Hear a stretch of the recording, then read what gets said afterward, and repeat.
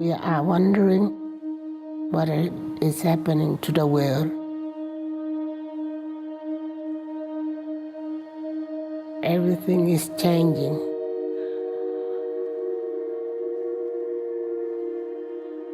The very idea of human being some sort of natural concept is really going to change.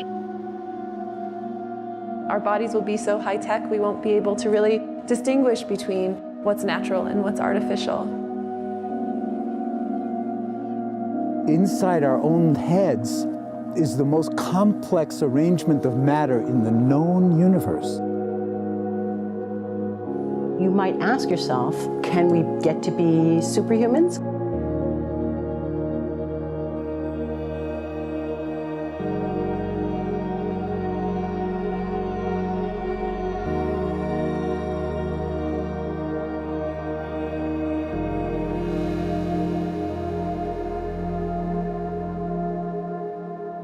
The original Industrial Revolution was driven by the discovery that you could use steam engines to do all kinds of interesting things.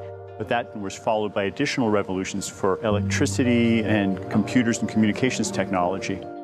We're now in the early stages of the fourth industrial revolution, which is bringing together digital, physical, and biological systems. One of the features of this fourth industrial revolution is that it doesn't change what we are doing, but it changes us.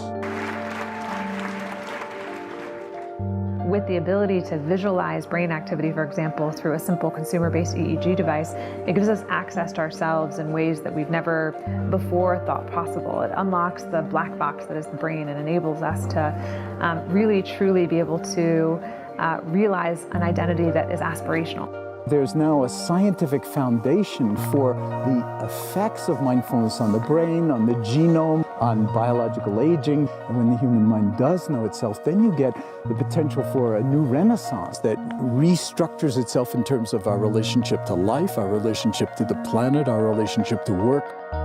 We need a different economic model. And by that, I don't mean capitalism versus communism.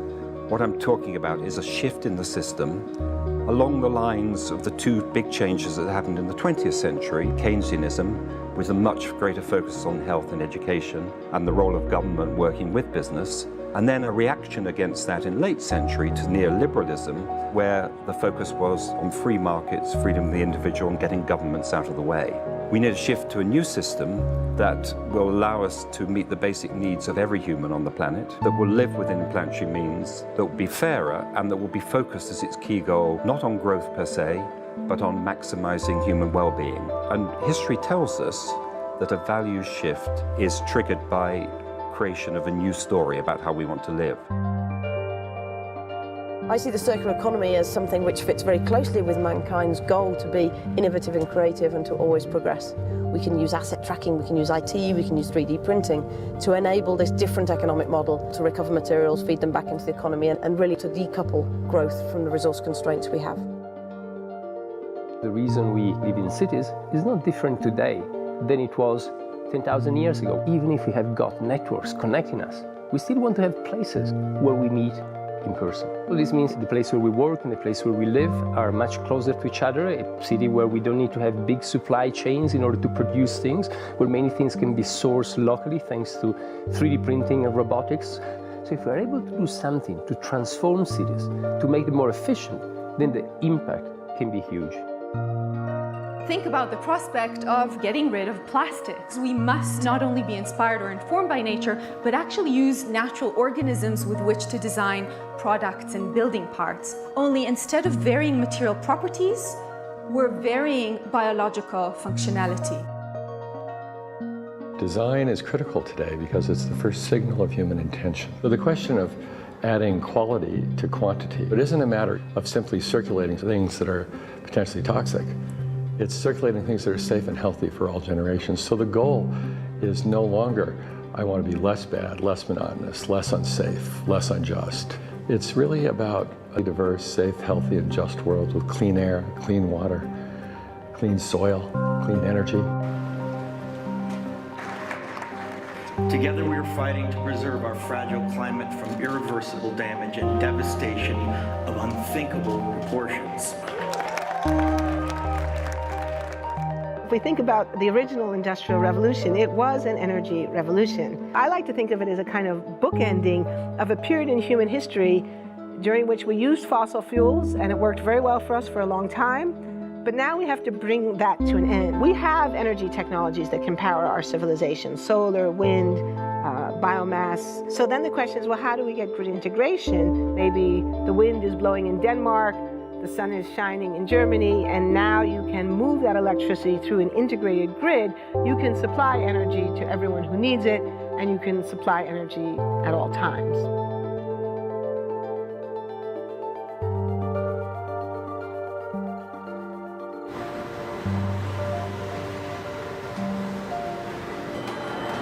Walking around, you do see different stuff as far as like the body marriage line. They use a lot of things that help them lift up and move things to the car. You just sit there and, you know, program something, and it has its own set mind to go ahead and do everything. And then as humans, we just come in and take the extra steps to help the technology. It's not the cure-all for everything. There's definitely a lot of things where people perform the operation better, but certainly for the right applications, robotics are a huge improvement for the process. The prediction of 5 million jobs lost by 2020 to technology is serious, but it's not the main question. Construction, manufacturing, services, public health and education, these industries will still exist. The main question is, what will be the future of work? How will we define work? How will we share the wealth? From the viewpoint of the labor or jobs, now we really need new education or new training. We're working with a World in Motion in FIRST Robotics, trying to encourage students from 3rd grade all the way up through the end of high school. We had students make sailboats, and then we had them race them, and so they could see how quickly they could move. And they immediately went back and started to say, oh, I saw what happened, I'm going to go change this or that. And that was 3rd graders. I just given a prize to a kid of 18 years old that has discovered something really very, very unique. Came up with how to get better productivity and better yields for seeds of corn. And so he basically came with the idea that if you would perforate these seeds, you would get more food. And you think about it and say, but he didn't go to university. So how does he get all that knowledge? And he told me, I've been watching YouTube since the age of 12, and I'm so interested that I've seen everything about it. I've read everything about it. The world is really open to learning. The thing is, how do you give the incentive to your kids to do that? It's this ability of digital technology to change outcomes, to truly empower people all over the world that can create a more equitable growth, because I think the world needs that. Fourth Industrial Revolution has the potential to make inequalities visible and to make them less acceptable in the future, and hopefully to gather and garner political support to take the necessary decision to reduce the gap. Humans have always been using tools, but because of the recent advances in technology, we're beginning to have machines that can augment us in all sorts of interesting ways. I was the first person in the world to be able to voluntarily move my legs while stepping in a robot by exciting the nervous system using electrical stimulators directly onto the spine. We believe that a cure will be possible if enough of the right people have the will to fast-track a cure for paralysis.